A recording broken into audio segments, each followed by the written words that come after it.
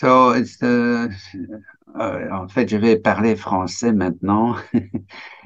C'est la quatrième vidéo enregistrement à partir des lectures d'Edgar Cayce, donc ce qu'on appelle les readings en anglais. Et nous allons poursuivre aujourd'hui sur le sujet de la santé ou de la guérison, puisque Edgar Cayce, sur l'ensemble des lectures qu'il a données, donc plus de 14 000, il y a 9 000 lectures qui concernent la santé.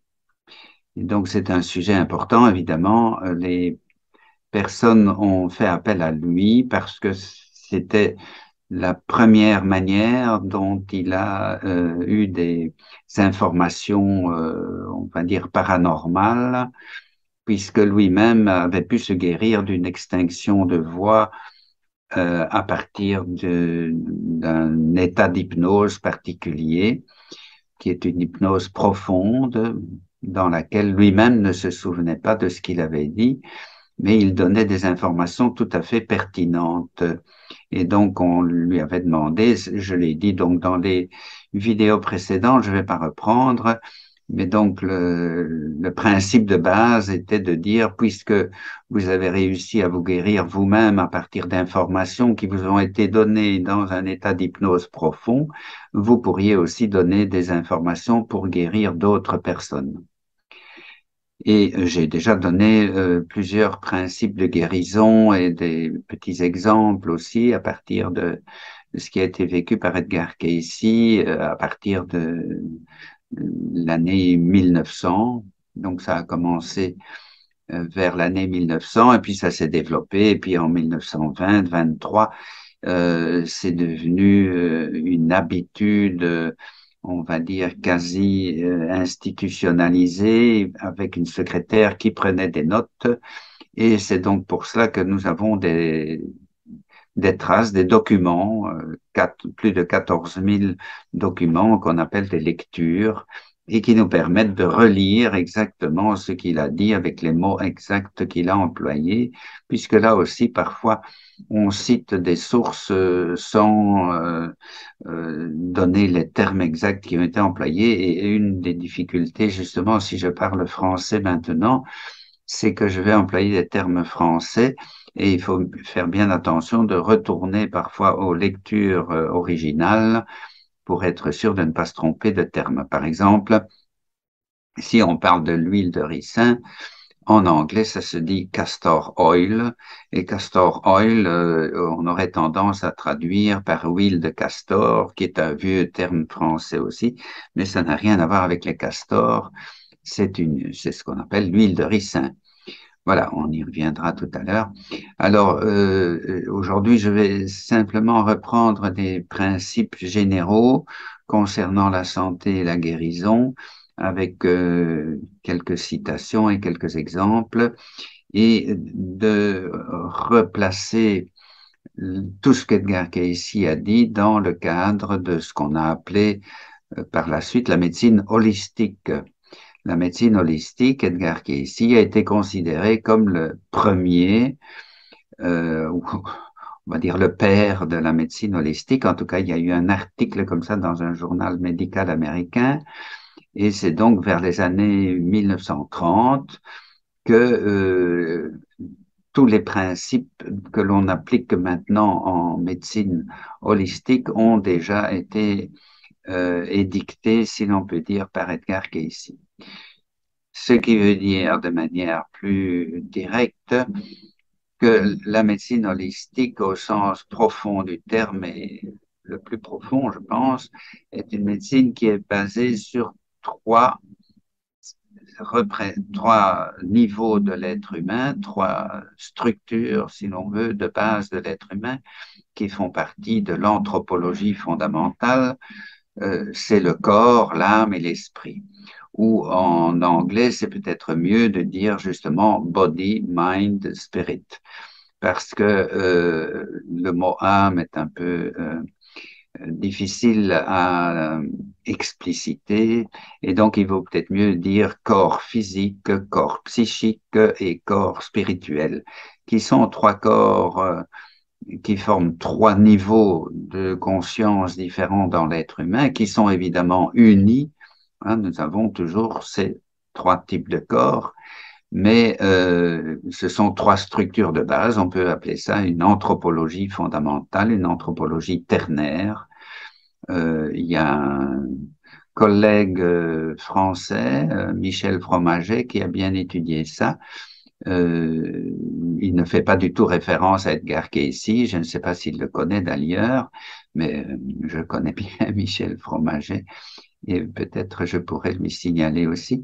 Mais en tout cas, cette anthropologie ternaire existe depuis, on va dire, la nuit des temps. En tout cas, on a des traces dans l'Antiquité, chez les philosophes de l'Antiquité, et ensuite dans le christianisme, qui malheureusement a été influencé par la pensée de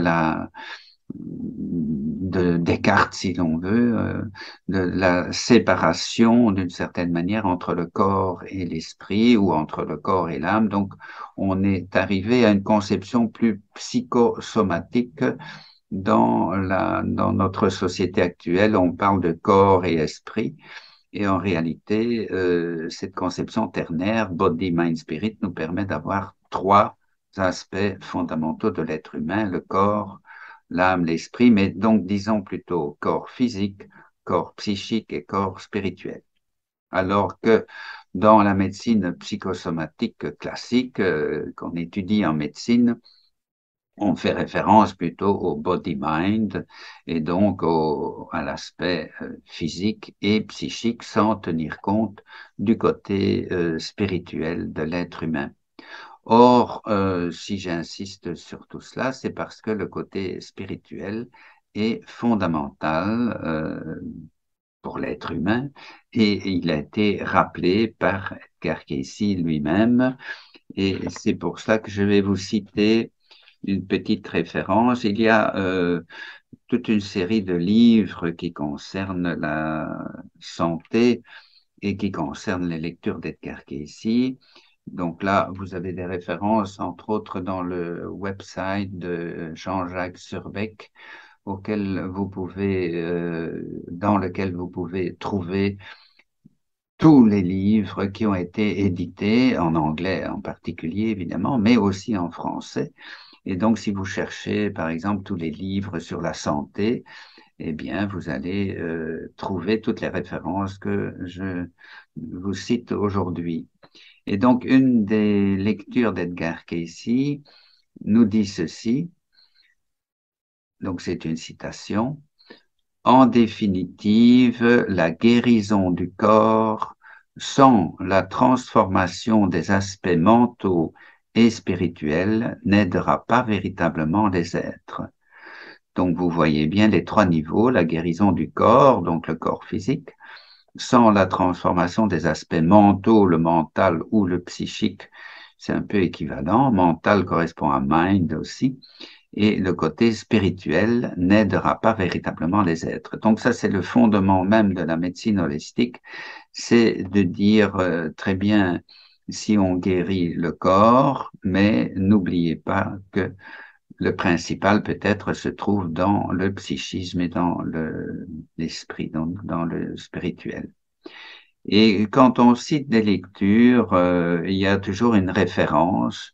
Donc, on peut retrouver ce type de lecture dans alors un autre site qui s'appelle edgarcayce.org et que l'on trouve sur Internet. Donc, tout cela est référencé et c'est important de pouvoir citer les véritables lectures parce que beaucoup de personnes, et justement à l'heure actuelle, avec toutes les difficultés que le monde connaît, certaines personnes font référence à Edgar Cayce en disant oui, il a prédit ceci, il a prédit cela, le monde va évoluer comme ceci, comme cela. Et parfois, on vous cite des lectures, donc, et on vous ajoute d'autres commentaires qui ne viennent pas du tout d'Edgar Cayce. Et c'est ça la difficulté, c'est que beaucoup de personnes citent des auteurs et ensuite ajoutent leurs propres commentaires. Donc ce sont des demi-vérités en quelque sorte. Et il faut toujours être prudent quand on cite des références. Tout ceci pour vous dire pourquoi j'ai commencé par là aussi, c'est pour rappeler et ramener dans la médecine, puisque moi-même je suis médecin, j'ai dit au début des vidéos, euh, que nous n'apprenons pas en médecine l'aspect, l'importance du côté spirituel de l'être humain. Mais par contre, si on pratique la médecine holistique, c'est un aspect dont il faut tenir compte. Ce qui ne veut pas dire évidemment que nous devons obliger les personnes ou imposer aux personnes des idées religieuses ou spirituelles, mais nous devons quand même attirer l'attention des personnes sur le fait que, pardon, que l'être humain n'est pas par hasard sur la Terre et que nous avons donc ce qu'on appelle une destinée ou un destin et que nous sommes ici parce que nous l'avons choisi également et que nous avons ce qu'on appelle une mission. C'est un grand mot, mais c'est un mot qui veut dire que tout ça, c'est pas du hasard et qu'il y a quelque chose à faire sur la Terre. Et donc, ce que disait aussi Edgar Cayce dans d'autres lectures, c'est que nous sommes amenés à accepter la vie telle que nous la vivons et telle que nous sommes. Si je suis né moi-même en Belgique et que j'ai un aspect particulier physique, ou que j'ai des yeux bleus, ou que je suis un homme et pas une femme, etc. Enfin, toutes ces choses qui sont discutées à l'heure actuelle en psychologie et en médecine. Ben, tout ce qui m'est donné dans ma génétique, tout ce qui vient directement à la naissance, c'est pas un hasard et donc il faut que je puisse accepter ma condition humaine, si on parle avec ce terme dont on a beaucoup parlé au début du XXe siècle, la condition humaine. Qu'est-ce que c'est la condition humaine? Et donc d'être aussi dans l'acceptation, même s'il y a des choses qui nous dérangent, c'est surtout le fait de ne pas rejeter notre condition, ne pas rejeter la responsabilité sur d'autres personnes. Donc, accepter nos propres responsabilités dans la vie. Si je suis là, eh bien, je suis responsable de l'évolution de ma propre vie et je ne dois pas réclamer à mes parents en disant c'est votre faute si je suis là ou c'est votre faute si je vis comme ceci, comme cela. Évidemment qu'il y a des parents qui n'éduquent pas bien leurs enfants, hein, donc tout ça doit être discuté. Mais je veux dire que fondamentalement, si nous sommes là, nous acceptons notre vie et nous sommes amenés à prendre conscience de comment évoluer, comment accomplir notre mission. Enfin, tout ça, on y reviendra aussi quand on parlera plus des aspects psychologiques et spirituels des lectures de Casey, mais c'est important aussi dans la santé physique que la santé physique n'est pas purement le corps physique. Et donc j'ajoute aussi dans le côté spirituel, qu'est-ce qui est important? Ben, c'est la prière, la méditation. À l'heure actuelle, on insiste beaucoup plus sur le côté méditation, dans les groupes, dans la nouvelle spiritualité. Et la prière, si on veut, le mot n'existe plus comme avant, mais on a remplacé, si vous voulez, le mot prière par intention. Hein, nous avons des intentions, nous faisons de la méditation avec des intentions. Eh bien, si on fait des intentions et que c'est spirituel, ça se correspond exactement à des prières. Hein. Mais bon, on sait que il y a eu un mouvement de rejet par rapport aux religions classiques et donc on préfère parler un vocabulaire de type psychologique que de type religieux. Voilà. Mais tout ça revient un peu au même, puisque l'important, en effet, c'est l'intention et la pureté de l'intention des êtres humains qui demandent, avec humilité aussi, que les plans supérieurs de conscience, ce qu'on appelle donc le monde spirituel, que nous puissions être aidés par le monde spirituel. Et donc la prière, c'est important aussi dans la guérison, donc dans la santé. C'est pas anecdotique. On peut guérir les gens par la prière. Ici, je m'avance un peu parce que, en tant que médecin, je peux pas dire vraiment cela, que l'on guérit par la prière. Pardon. Mais, par contre, c'est vrai que il y a beaucoup de témoignages. Donc, je ne vais pas vous dire que l'on doit faire des prières pour guérir, mais je sais par expérience et avec beaucoup de témoignages que des personnes qui avaient des maladies graves ou qui étaient dans des états de désespoir au moment où elles ont prié sincèrement avec leur cœur, eh bien, ces personnes ont eu des changements dans leur vie.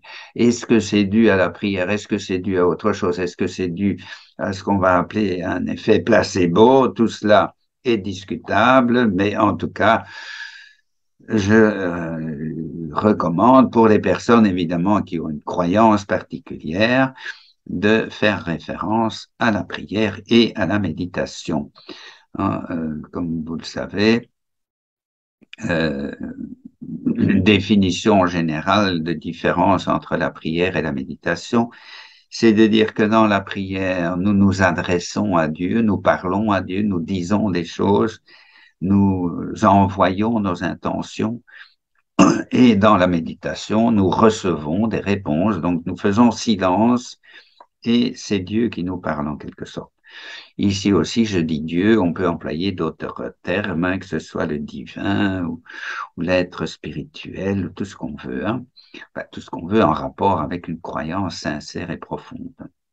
Et troisième aspect spirituel, mais qui est aussi psychologique et physique, c'est d'appliquer des comportements, des attitudes, des pensées, d'être, on va dire d'une manière générale, être juste et bon, être juste et bon, voilà. Ben, et là, il y a toute une série de règles de vie qui existent partout dans toutes les traditions spirituelles, religieuses, etc. Donc, je ne vais pas distinguer cela maintenant, on peut y revenir plus tard dans d'autres vidéos. Et donc, une chose très importante aussi, là on entre dans le domaine de la psychosomatique, qui a aussi été développé par Edgar Cayce, c'est de dire que nos pensées, donc le mental, notre attitude psychique est très importante dans notre évolution physique. Et comme il le dit, les pensées peuvent être constructrices ou destructrices. Notre pensée peut avoir un impact direct sur nous-mêmes, puisque nous pouvons améliorer notre santé, pas seulement mentale, mais physique aussi grâce à la pensée. Tout cela, on le redécouvre maintenant avec la médecine psychosomatique et avec toutes ces médecines nouvelles. Enfin, on va dire, c'est pas tout à fait nouveau dans le principe, mais toutes ces nouvelles médecines New Age, on va dire, qui insistent aussi beaucoup sur la pensée positive, hein, être positif, la positive attitude. Enfin, tout cela est très bien à condition d'être bien appliqué. Puisque là aussi, euh, comme dit Edgar Cayce, c'est dans l'application que l'on voit la réalité du monde ou que l'on voit la vérité de ce que l'on pense, c'est-à-dire ce ne sont pas nos connaissances qui font qu'on découvre la vérité. Bien sûr, on découvre une partie de vérité avec l'étude, avec la connaissance, avec la lecture de livres, etc., de conférences, c'est important, bien sûr, mais le plus important, c'est l'application, l'expérience vécue qui nous permet à nous de dire, voilà, j'ai vécu cela, je le pensais et je l'ai vécu. Et maintenant, je sais que c'est la réalité parce que je l'ai vécu. Tant que j'avais simplement une pensée, je ne pouvais pas certifier absolument que cela était vrai, que cela existait. Maintenant que je l'ai vécu, je peux le dire. Et cela nous amène au troisième niveau. Donc, on a parlé du côté spirituel, on a parlé du côté mental. Le troisième niveau, c'est le côté physique. Donc, les soins physiques, évidemment qu'il faut soigner le physique et qu'il faut savoir un peu comment on traite le corps physique.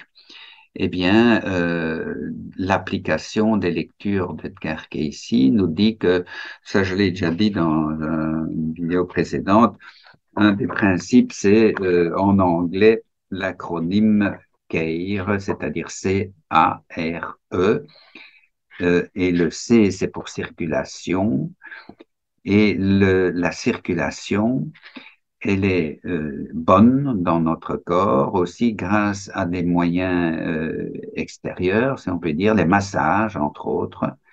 Il a beaucoup insisté sur les massages. Il y a toute une école de massage à Virginia Beach, qu'on appelle aussi les massages Riley. Il y a un livre de Riley aussi sur la santé. Enfin, tout cela est dans les références que vous pouvez trouver sur le site de Jean-Jacques Surbeck et dans ce que notre bienveillant ami Keith Alderson peut mettre aussi avec les vidéos. Et donc, vous trouvez tous ces principes-là. Et donc, je parlais des massages.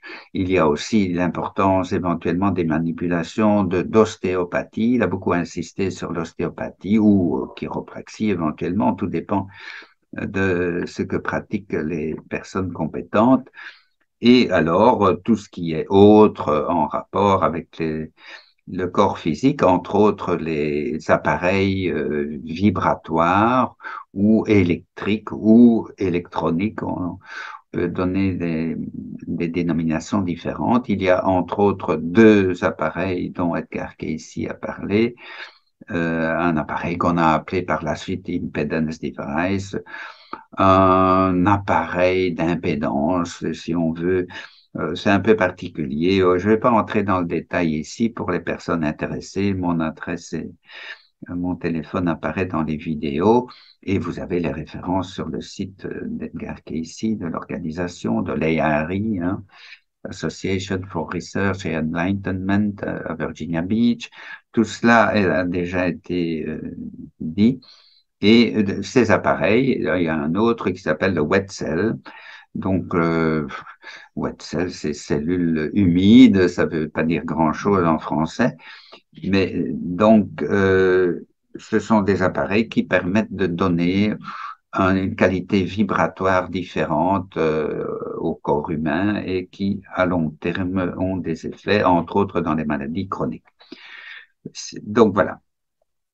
Et alors, c'est dans l'application que l'on voit, entre autres, je termine par là, pour le côté physique, il y a eu beaucoup de remèdes qui ont été indiqués dans les lectures d'Edgar Cayce, mais dont beaucoup correspondaient à l'époque à laquelle il vivait. Donc, il n'y a évidemment pas tous les médicaments actuels, mais on peut retrouver certaines formules qui existent toujours et qui sont très intéressantes, entre autres la glycotimoline que l'on peut se procurer aux États-Unis, mais il y a aussi certaines personnes qui l'importent en Europe.